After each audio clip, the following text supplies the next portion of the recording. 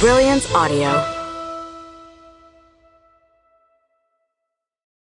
The Raven Song by Luanne G. Smith.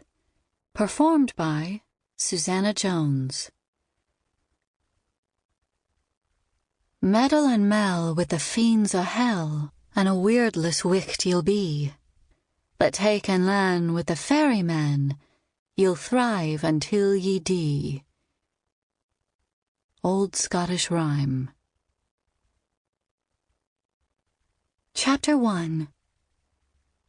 The mourners had convincingly shed tears between bites of lemon cake, kind words had been read over the grave, and the body of Mary Blackwood had been buried 6 feet deep in the ground at St. Albans Cemetery.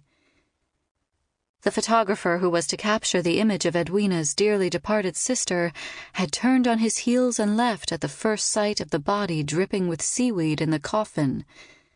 But Edwina needed no photographer's proof to remind her of her sister's state.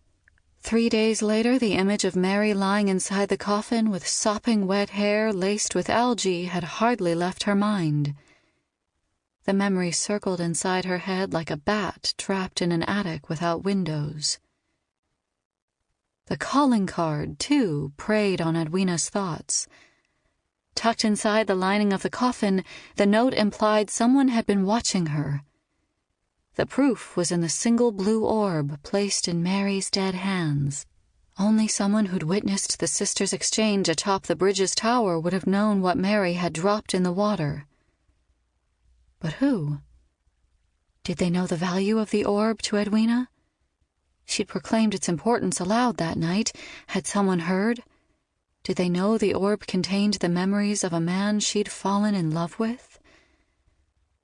Edwina stood behind the shop counter and took the card out of the envelope for what felt like the 100th time. The lettering was written with the same iridescent green used by most witches. The ink was charmed so it would shimmer on paper for those with arcane sight, but the enhancement was undetectable to the mortal eye, appearing in ordinary black. A convenient, if rather informal, means of announcing oneself to other witches without being detected. But most calling cards she'd seen were professionally printed by tincture witches who specialized in the grinding of beetle shells and enchanted mortars to make the ink. This one had been written by hand and was missing the all-important name of the person who'd sent it.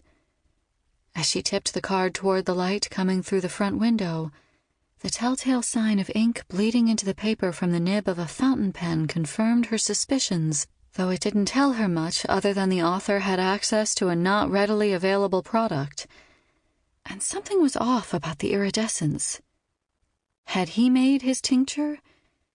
And why did the note give her a prescient sense of smoke and char in her lungs? The question of who had sent the card remained. There'd been no clues but the anonymous signature. An ardent admirer. A tinge of fear touched a nerve, and she tossed the card down. Why would anyone be interested in her? But of course she knew. If they'd witnessed the exchange with her sister, then they also saw her shapeshift. She wasn't so naive in the small world of witches as to not recognize the rare value of her gift. In addition to her ability to shift into the form of a raven, she also had the talent to spot gold, silver, and jewels by their spark, be it on the muddy foreshore, in a city gutter, or dropped and forgotten in the long grass of a sunny green.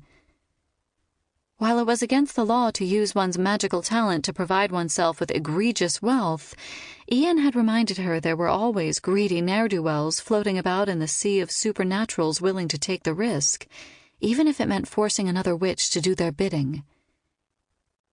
Edwina flipped through the pages of her grimoire, looking for a protection spell she might cast over herself and her shop. Something to fend off this man in the shadows. Listening to her intuition, she stopped about midway through the book, landing on a page she'd written when she was 19.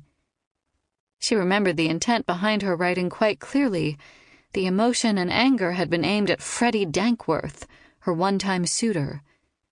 She'd made several notes about hexes that would blister the skin, citing stinging nettle, hemlock leaf, and poison ivy as ideal choices to grind in the mortar while uttering an incantation. Sample complete. Ready to continue?